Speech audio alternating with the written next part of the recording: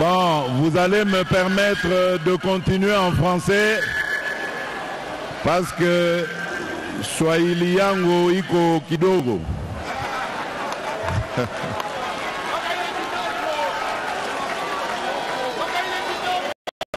Mes chers et très chers compatriotes, je tiens d'abord à vous remercier infiniment pour votre mobilisation depuis ce matin pour nous réserver à la Première Dame, à ma délégation et à moi-même cet accueil chaleureux qui prouve que ce que vous avez posé comme acte le 20 décembre 2023 était un acte de confiance en ma personne. C'est pourquoi je vous remercie très chaleureusement.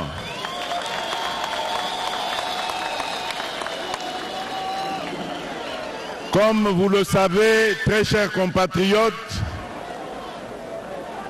durant la campagne électorale, j'avais défendu 6 engagements que j'ai pris devant vous et que j'ai promis de réaliser une fois que vous me renouveliez votre confiance. Comme c'est le cas, que vous m'avez renouvelé donc cette confiance, je tiens à vous dire que ma priorité sera mise sur ces 6 engagements. Je vais vous les rappeler rapidement. Le premier engagement concerne la jeunesse.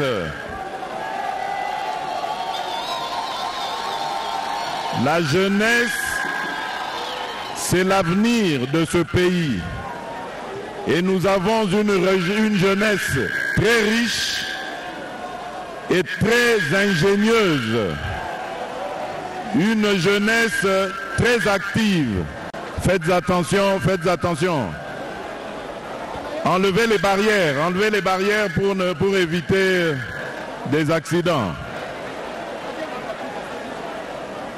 Cordon de sécurité, enlevez les barrières. Les mouvements de foule peuvent être très, très dangereux pour la vie de nos concitoyens qui sont là. Voilà.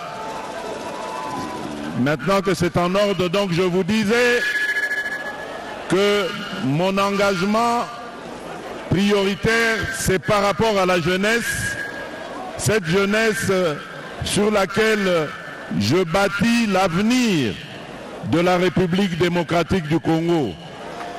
Nous avons commencé avec la gratuité de l'enseignement primaire. Nous allons, si Dieu le veut, continuer avec la gratuité dans l'enseignement secondaire.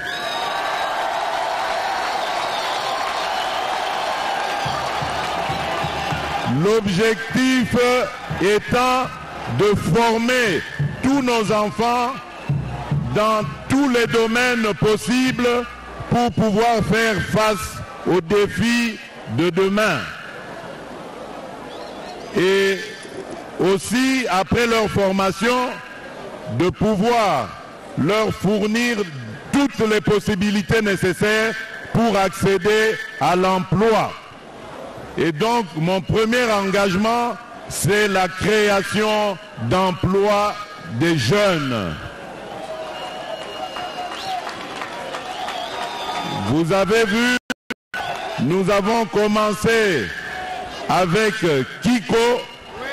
Nous espérons que cette initiative, que la reprise donc du fonctionnement de l'usine de Kiko, qui était à l'arrêt depuis 33 ans, va créer beaucoup d'opportunités ici à Kipushi pour nos jeunes. il y aura des milliers d'emplois directs et indirects. Et de ces emplois, beaucoup donc d'opportunités de relance de l'activité économique ici à Kipushi. Nous avons l'intention de multiplier ce genre d'initiatives à travers toute la République et en faveur de toute notre jeunesse. Bien évidemment, je vous ai parlé des défis de demain. Eh bien, ces défis font l'objet de mon deuxième engagement, celui de garantir et de rétablir la sécurité sur l'ensemble du territoire national. Car vous savez très bien, chers compatriotes, que notre pays est en danger.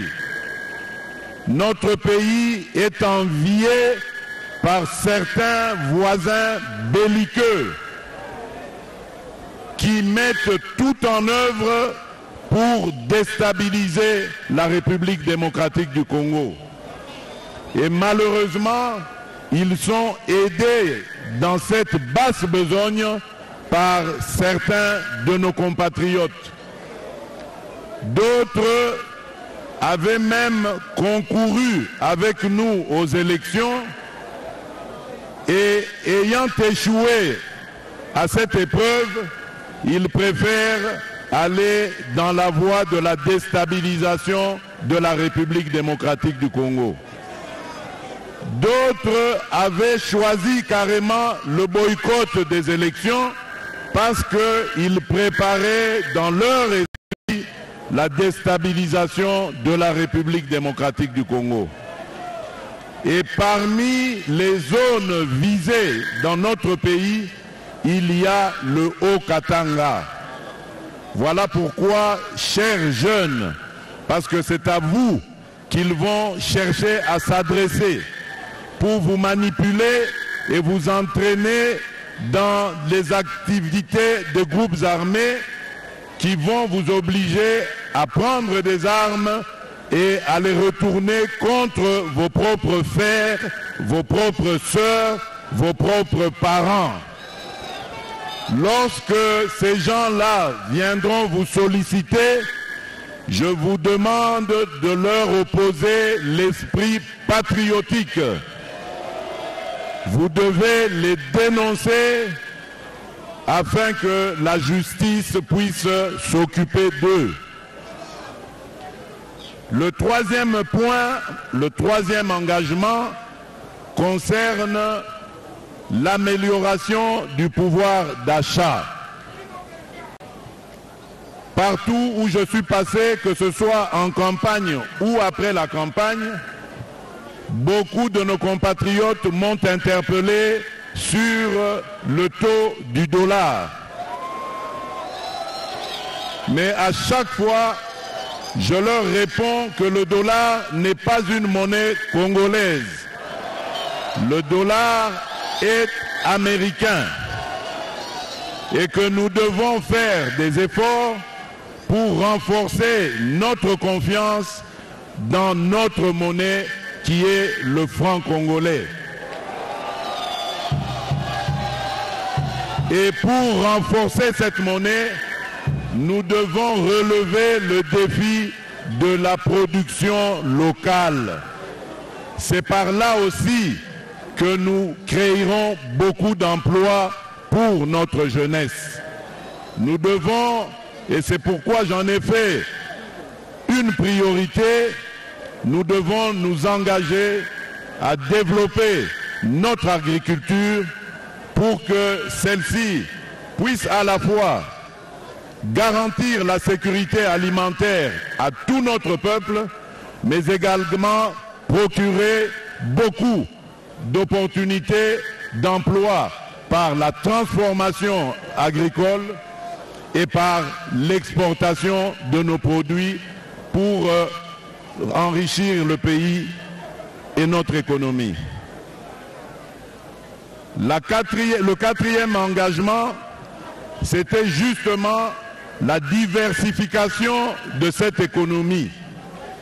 Aujourd'hui, nous nous réjouissons car Dieu nous a bénis.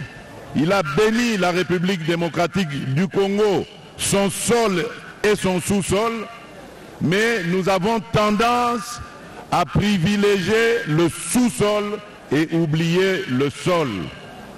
Je viens de vous démontrer ici comment l'agriculture peut constituer une opportunité intéressante pour créer des millions d'emplois en République démocratique du Congo. C'est ça, la diversification de notre économie en sortant des mines qui un jour vont s'épuiser et en allant sur d'autres secteurs, en les développant pour évidemment des retombées qui vont être bénéfiques pour nos populations, mais aussi pour notre économie. Le quatrième engagement, ou le cinquième plutôt, c'est celui de l'accès aux services de base. Je sais combien c'est très difficile aujourd'hui de permettre à tous les Congolais d'avoir un accès à l'eau et à l'électricité. Mais ne vous en faites pas, depuis que je suis à la tête de ce pays, j'ai toujours impulsé notre gouvernement à aller de l'avant dans ce domaine-là. Et je peux vous dire qu'aujourd'hui, nous avons un ministre qui est très dynamique aux ressources hydrauliques et qui promet d'ici 2030 d'arriver au moins à plus de 60% de la population qui aura accès à l'eau et à l'électricité. C'est un travail de tous les jours, un travail qui nous préoccupe au plus haut point et nous n'allons pas baisser nos bras pour cela. Mon sixième engagement, c'est celui de faire de notre administration une administration moderne, un instrument de développement de notre pays. Et donc par sa modernisation, nous allons arriver à identifier toute notre population et ainsi à pouvoir planifier des programmes bien définis et dédiés à toutes les tranches de notre population. Voilà pourquoi je tiens énormément au programme de développement des 145 territoires. C'est un programme qui va permettre à notre pays de se développer en un seul rythme et de la même manière partout sur l'ensemble du territoire national.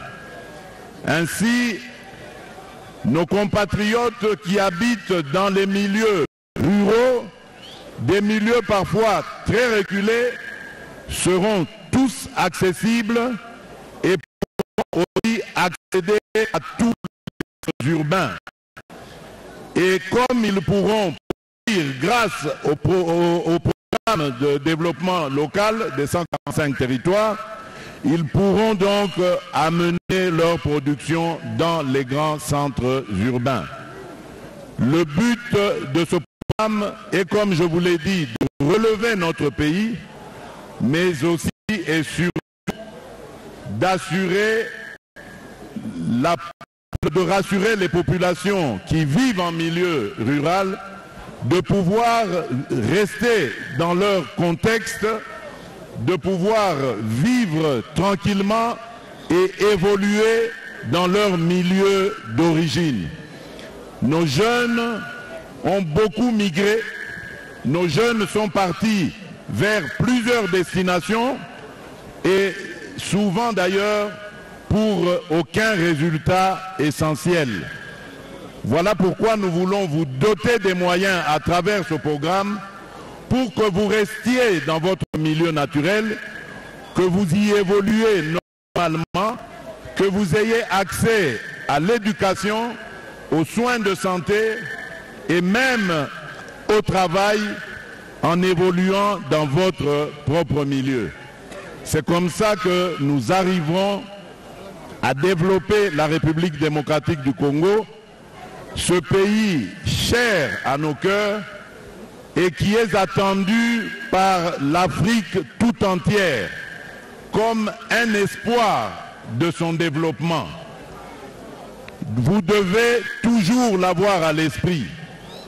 Notre pays, qui est situé au cœur de l'Afrique et qui est doté de tant d'atouts, de tant de potentialités, est un espoir pour l'Afrique.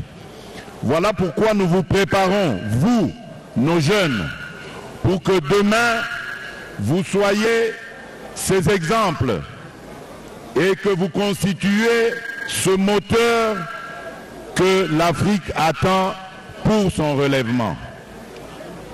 Je vais terminer par ce que vous entendez ces derniers temps et qui fait polémique dans l'opinion, c'est ce problème de révision ou de changement de la Constitution.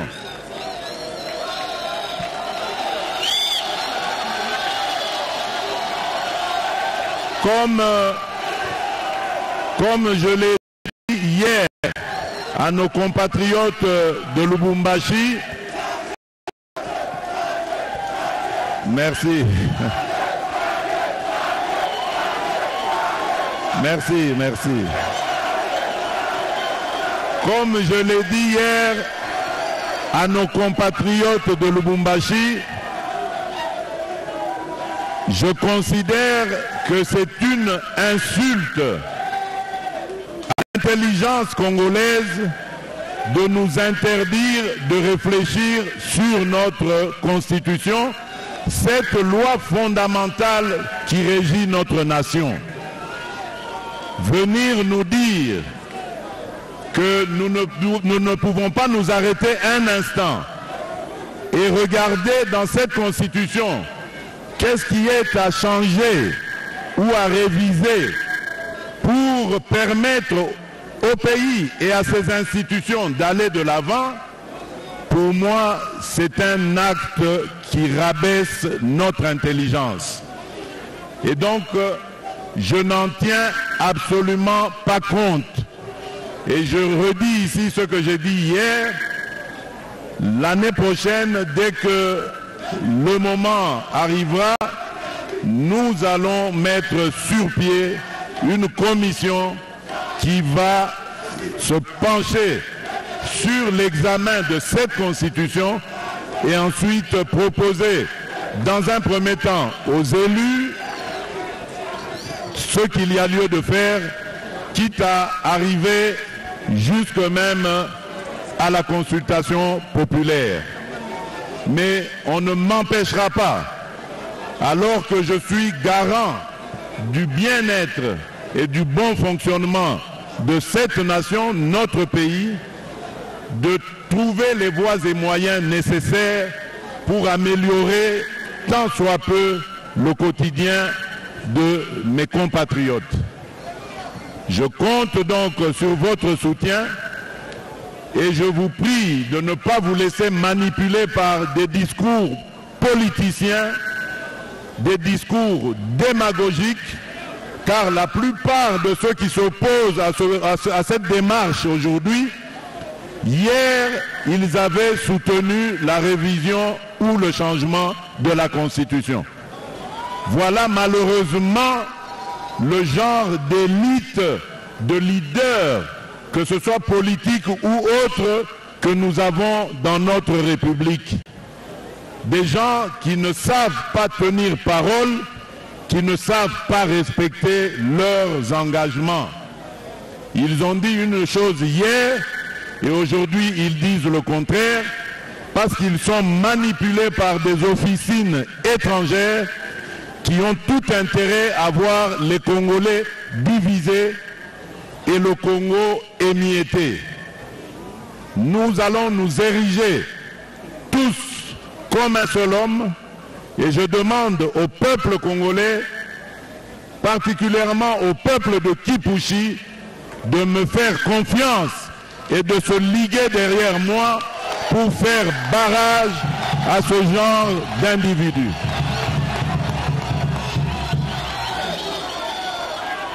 Voilà Batoto Yakipushi, ce que j'avais à dire en substance dans mon message vous adresser aujourd'hui.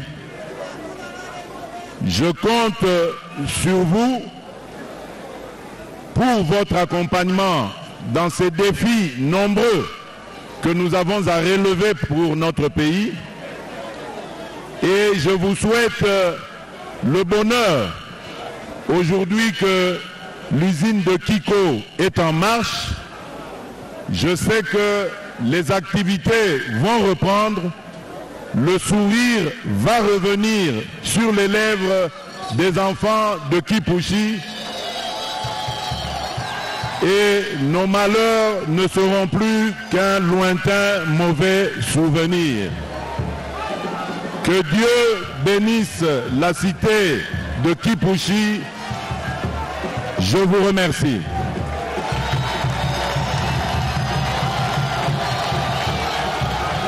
Chers téléspectateurs, là, le président de la République, Félix-Antoine Tshisekedi Tshilombo, vient de terminer son adresse à la population de Kipushi. Même message qu'à Lubumbashi, message essentiel, c'est adressé d'abord aux jeunes de ne pas immigrer, de faire en sorte de travailler pour la République démocratique du Congo. Pourquoi pas devenir entrepreneur demain? Quant à la sécurité, qui ne se laisse pas manipuler par des étrangers, qui se rangent derrière les chefs de l'État et ensemble, nous aurons la victoire, a dit Félix-Antoine Tshisekedi Tshilombo Giscard. C'est une adresse qui aura duré 20 minutes. Le président de la République a commencé à 17h20 local, 16h20 de Kinshasa pour terminer à 17h40. Le président de la République est revenu sur ses propos tenus hier à Lubumbashi, à 30 km d'ici, au sujet de la révision constitutionnelle. Il explique le bien fondé de cette démarche qui par ailleurs commence en tout cas à avoir l'adhésion populaire. On a vu hier comme aujourd'hui la population scandée, réviser la Constitution. C'est une réaction spontanée. Croyez-moi, et le président de la République a demandé le soutien de cette population. Kipushi est aujourd'hui en effervescence. Au cours de 30 dernières années, c'est la deuxième fois qu'il reçoit un chef de l'État. Le dernier chef d'État qui est passé ici, c'était Mzé Laurent Désiré Kabila. C'était en 1999. Mzé est passé ici et aujourd'hui, voilà, plusieurs décennies après, c'est Félix-Antoine Tshisekedi Tshilombo qui vient signer carrément ce qu'on appelle la résurrection. Donc Kipushi, la renaissance. Alors, oui. Nous les natifs de Kipushi, nous qui sommes nés grâce à cette mine-là, qui avons grandi, qui sommes devenus par cette mine-là. Et donc, Kipushi est en train de renaître. Parce que c'est cette ville que tout sera impacté par rapport à notre économie. Kipushi sera connu du monde du fait de pouvoir avoir sur son sous-sol la plus grande concentration de zinc au monde. Autant le président de la République et tous les autres qui se sont exprimés l'ont d'ailleurs reconnu. On ne parlera plus désormais que du cobalt, que du coltan, mais on parlera aussi du zinc parce qu'il s'agit aujourd'hui d'une matière précieuse rare et qui répond aux exigences actuelles sur l'aéronautique, sur la médecine. Et c'est donc une matière stratégique et c'est un honneur pour la République démocratique du Congo que de pouvoir... L'honneur pour la cité minière de Kipushi. Parce qu'aujourd'hui, le monde parlera de cette petite cité dont nous avons réclamé tant de fois qu'elle devienne une ville. Je pense que de par les activités de Ivanoé en partenariat avec la GECAMINE, nous allons obtenir aussi les statuts de ville. Parce que c'est assez grand pour ce travail qui va se faire avec les aides. Nous avons senti l'amélioration de la vie sociale ici avec il n'y a pas un point de, j'allais même dire, de la République démocratique du Congo qui a de l'eau potable comme à Kipushi. Et de l'électricité. L'électricité également. En continu, il n'y a jamais eu de coupure ici. Que ce soit la cité... C'est normal, c'est une cité industrielle. Que ce soit la cité, que ce soit dans les maisons Gécamine, ex-Gécamine. Ceux qui nous suivent à travers de la RTNC se rappellent de cette belle voix. Il s'agit de Rose Lucano Chakwiza, une ancienne, une aînée dans la profession de la RTNC. Et elle est aujourd'hui, elle est native d'ici. Elle tenait à voir son Kipushi renaître. C'est un plaisir pour vous, Rose Lucano. C'est un plaisir, donc un honneur pour vous, Rose. L'honneur pour moi, Giscard Paty, à toute la RTNC, de parler. Ce que le président Tshisekedi vient de faire est très important. Très important. Je pense, vous savez, Ivanoé en partenariat avec les Gécamines est là depuis un certain temps, mais ça ne bouge pas. Alors, le fait que le président vienne ici, c'est un putsch qu'il vient de donner, un coup qu'il vient de donner. Le public s'est levé lorsque, dans les discours, même Ivanoé a dit que dans 12 ans, dans 12 ans, cette usine appartiendra entièrement à la Gécamine et donc à la République démocratique du Congo. Exact. Alors que aujourd'hui, c'est par joint venture, c'est vrai qu'ils ont mis un peu plus de moyens, ils ont un peu plus de parts, mais l'État congolais à travers la Gécamine et son PCA se retrouve là. Merci Rose, parce que nous allons devoir évacuer ces lieux. Paty Tondouangou, nous devons donc chuter pour terminer ces reportages en direct. Merci.